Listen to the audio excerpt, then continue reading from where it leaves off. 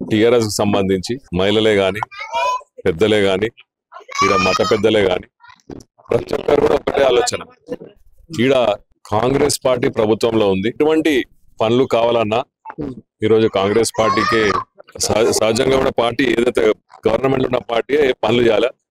గత 12 సంవత్సరాల నుంచి మాజీ ఎమ్మెల్యే ఎవరైతే ఉన్నారో ఇక్కడ ఎటువంటి పనులు కూడా చేయలేదు. ఎలక్ట్రిక్ పనులు కానీ, డ్రైన్ పనులు కానీ, రోడ్ల పనులు కానీ ఎటువంటివి చేయలేదు.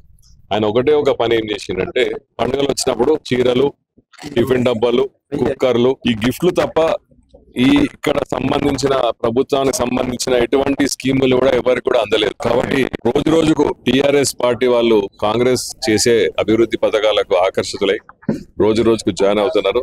ఎలక్షన్ 3 రోజులు ఉన్నందుగా మీరు చూస్తా ఉన్నారు, ఈ కాలనీలో కూడా మహిళలు కూడా వాళ్ళకి అర్థం అవుతుంది, అరే మనం మా ఓటు అనే హక్కు వేస్ట్ చేసుకోకుండా మా ఓటు మేము కరెక్ట్ పార్టీకి వేస్తే రాబోయే కాలంలో మా యొక్క జీవితాలు, మా యొక్క కాలనీలు, మా యొక్క బస్తీలు బాగుపడతాయనే విధంగా తప్పకుండా మీకు వేస్తాం సార్. ఈ రోజు మా దగ్గరకు వస్తున్నారు, జాయిన్ అవుతున్నారు. ఈ పేద ప్రజలకు ఎటువంటి చేయని వారు మాత్రం అక్కడ జాయిన్ అవుతున్నారు.